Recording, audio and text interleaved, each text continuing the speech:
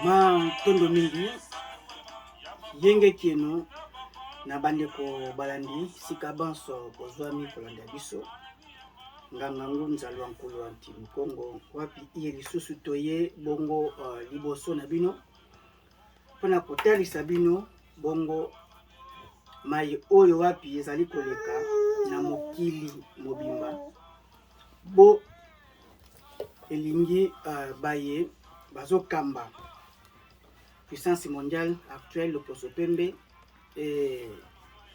imposer calendrier na ba mikolo ya bafeti na bango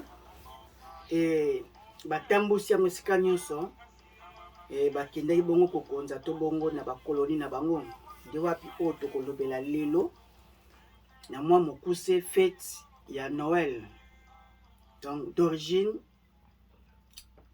chrétienne. Est-ce que baindo baza pena na tina to na ndingisa ya kosepela fete wana Noël to kosepelisa bana na fete ya Noël? Est-ce que bana ndingisa izokumbela bango nini? Qu'est-ce qu'il y a de la positivité na Noël pour na baindo? Donc lelo na 21e siècle soki moyindo et azokoba kaka bo elingaki colonisateur, bo elingi impérialiste, bo elingi ba pays occidentaux. Donc cela veut dire colonisation mentale, spirituelle. Ezokoba kaka na baindo et physique ekobima ndenge nini. Il faut d'abord libération mentale, indépendance mentale, indépendance spirituelle, ne kokumba biso, indépendance matérielle to physique. Donc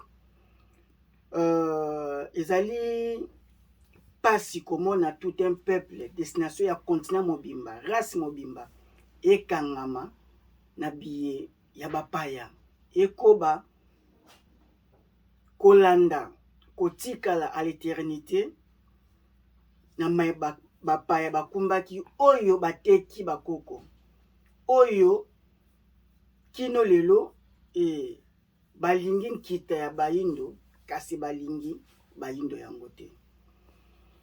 Ingeta nde tochula bongo Noël ya bongo fête chrétienne wapi oyo baza ko se référer na logique biblique oyo bongo ya bango histoire d'un peuple bien localisé déterminé mabele oyo bapesa koko na bango Abraham pe bongo wapi oyo patriarche na bango Israël to bongo Jacob. Donc baza se référer na maître na... Donc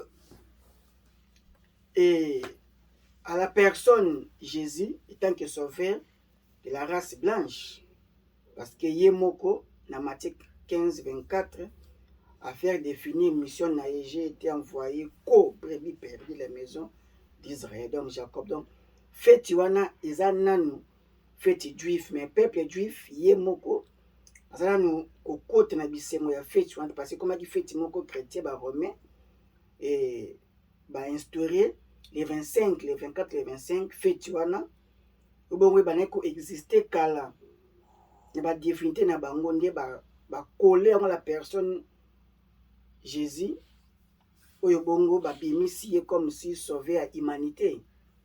Donc chaque célébration il y a les 24 les 25 na baindo eza bongo négatif eza bongo kokumba libabe. Donc boza ko ndima boza ko valider makila ya bakoko wana parce que les colonisateurs ayaka kumba ki religion chrétienne yango na et permettre ba administratif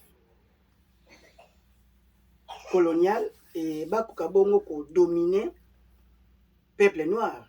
Donc kotina même kosombela mwana elamba ya sika kolia ya bokeseni ya les 24 les 25 wana eza mbala moko kohonorer banzambe ya bapaya oyo bongo baza basatana mpona biso baindo yango ekosala ete colonisation eza bongo aliénation mentale wana ekoba okomona lelo ba intellectuel africain bazokoka te ko réfléchir en toute indépendance po bazwa inspiration ya malamu pour la population na bango parce que bango mona bazana nous coloniser spirituel mental oyo sala ete ba physique na bango zaka ko obéir lolenge bongo colonisateur maître na bango alingeli bango bazala. Donc soto lingi bongo tolongo na situation actuelle au Afrique eza nango il faut to banda ko débaptiser ko bafouer ko boya tout ce qui est occidental, tout ce qui est influence étrangère, la religion étrangère. Et il y a un impact spirituel et physique, na bon moyi, na biso baindo. Donc, lelo, tu as un bel exemple Chine. Pour lelo, comme un ndenga comme lelo, et à déficit monde. Mobima mbongo na États-Unis, à la Chine, na Europe, na Chine, Afrique, tout kolobate. Et ce n'est pas besoin qui, na comprenant qui, destin na bango, à la personne Mao Tse-Tung oyo wapi à comprendre que destin d'un peuple va reposer et pas inaye. C'est bongo abeta le boko na mesa moni ni bongo aji bongo ko sala bongo ko benga na ba tendance nyonso étrangère. Donc c'est la révolution culturelle et permettre bango bazongela bazise coutume na bango ba base ancestrale na bango. Et ne bongo bake ko se compléter libanda après avoir ko solidifier ko zwa bongo soutien spirituel soutien ancestral na bango. Et ne bongo bakoli et puis bake bongo ko se compléter to le bongo na libanda. Mais l'homme noir alors na base na yete alors na ba support de base ancestrale na yete et prévenir que ba prénom na monde africain actuel ezana na makasi ko bana sommet de l'état ba prénom ezali njoka prénom eza déjà molimo mopaya mobimba kumba kiango. Donc un esprit étranger et démon oyo aye nanu na kombo azani kotungisa makanisi ya mutu oazo kambana nubino ina bakambami. Donc kombo ya kiboyindo koko na pesa ki kombo ya kiboyindo wana et a commis double a commis deuxième a commis réserve. Donc joueur de base a commis étranger prénom ezui devant nom nezo sala ete lokola prénom na naza premier joueur oazo beta joueur de base azo beta eye ayena nubongo na fraude akokokate ko marquer pour bino bo gagner.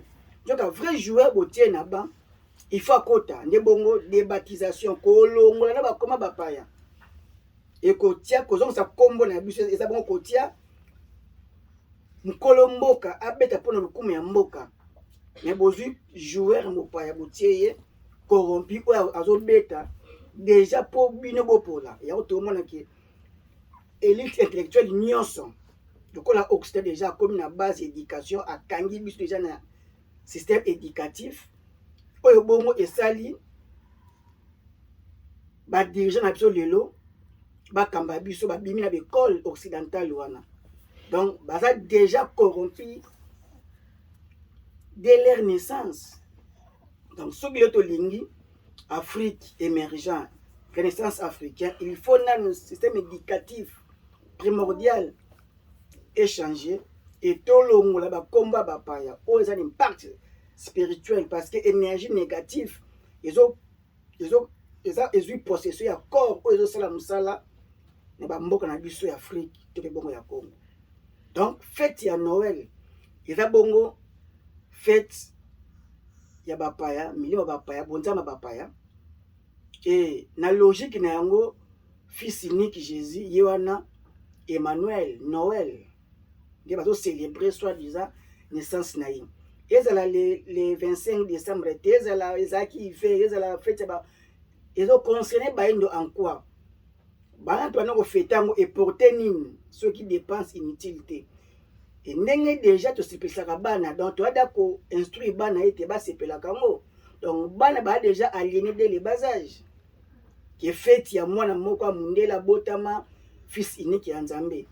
Alors Nzamba ozana mwana moko ndenge nini et Jésus déjà kuta bana bazala bana déjà Nzambe bazala dès l'ancien testament na bango déjà bana Nzambe déjà bazalaki ndenge ni ya ozala fils unique na ya bato. Donc ce qui fils unique à kozala faisait la race noire pesa la race noire parce que race noire ana race semblable te ya ye. Mais la race blanche a ba race semblable ya ye bazali. Le poso pemeto ba européen. Bana ba race semblable misato. To comme tout plusieurs. Moni, la race jaune, et bon côte asiatique, chinois, coréen, ressemblance à la race blanche. Bongo, la race rouge, barabe, on a déjà ressemblance à la race blanche. Donc, même moi, il y a unique, il y a ressemblance. Il y a un monde été na métissage ko sangisa, mabota ko botana, na ba loposo mosusu, moto monde bon aza ko kima.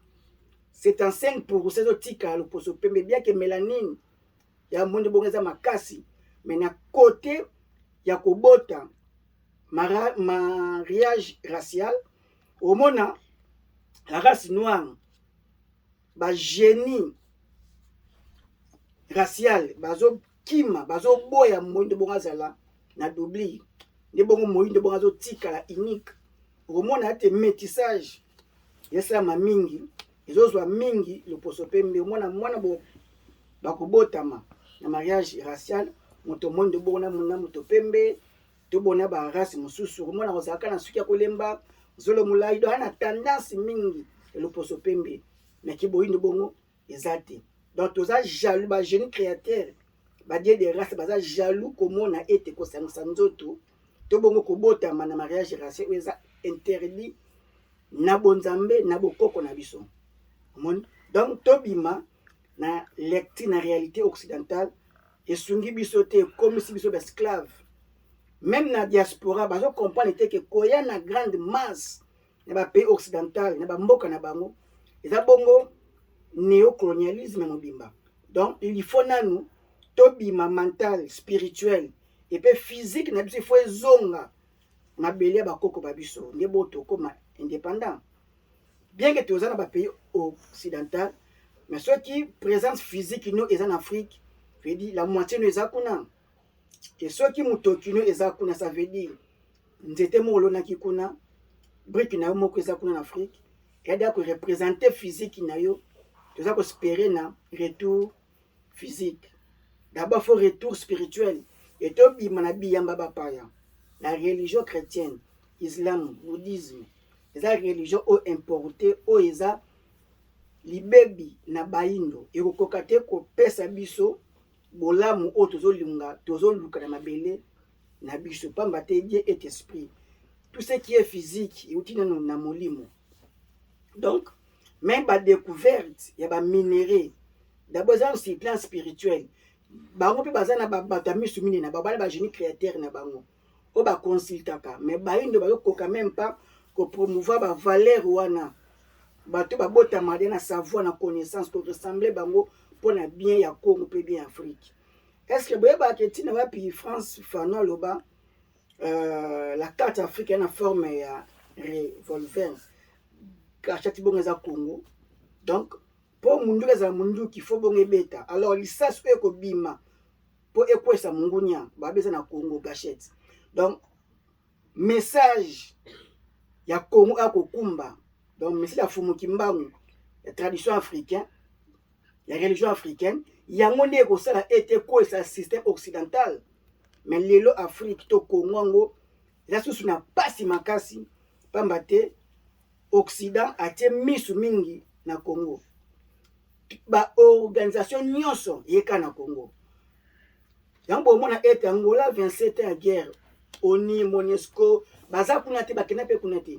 Mais na Congo kaka bango nyonso baye. Donc le kola baye veut dire baye na sécuriser colonisation eko bakaka.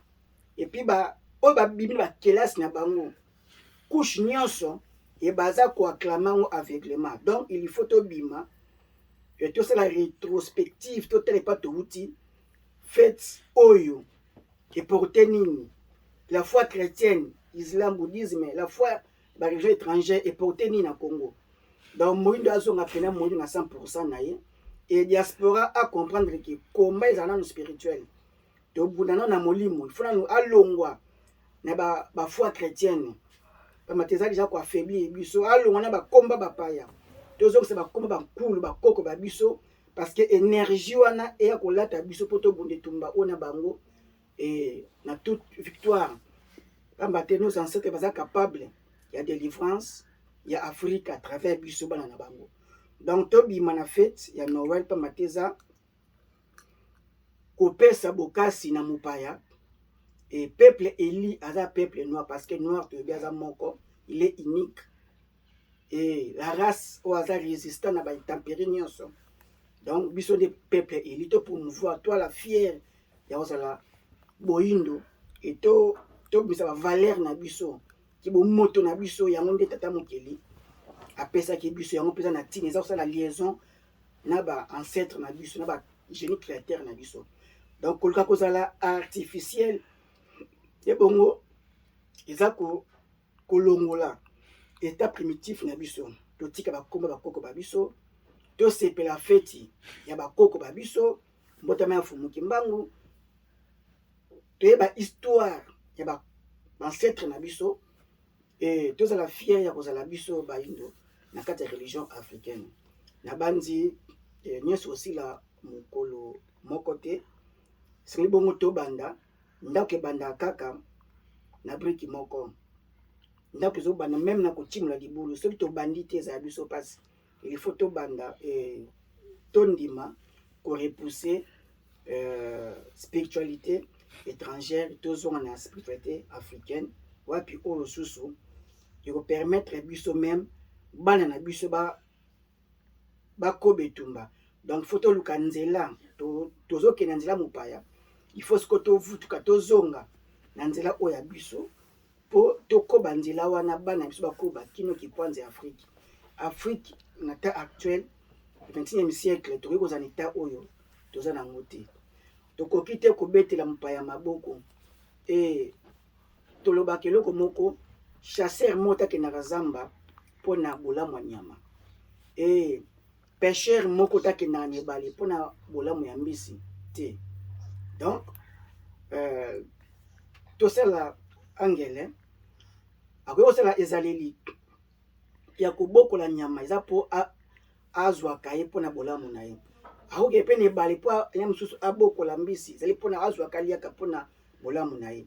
Et tosala dans telle sorte ke baproblème na biso toregle yango biso moko mais il faut nanu tobima na bokambami ya mopaya pamba te bakoki kobatama biso lolenge nyonso mais soki biso toza connecté na bloc spirituel na biso ki mpemba kalunga tokoyeba bamasengi miana na bango ngonga ekoki soki yo ozongeli bonzamba bakoko te yebaki bana na yo baotikala besclave na mboka bapaya yo diaspora etumbu ozobunda ekozwa sens nango dere okozonga na spiritualité africaine okomona ete bapiste ya bitumba ekozala biso clair et net mpona émergence ya Afrique. Afrique ana besoin ya bato ya mayele ye bato ya mayele wana nde bango nde bakoko bagénie créateur bapesaka bato mayele.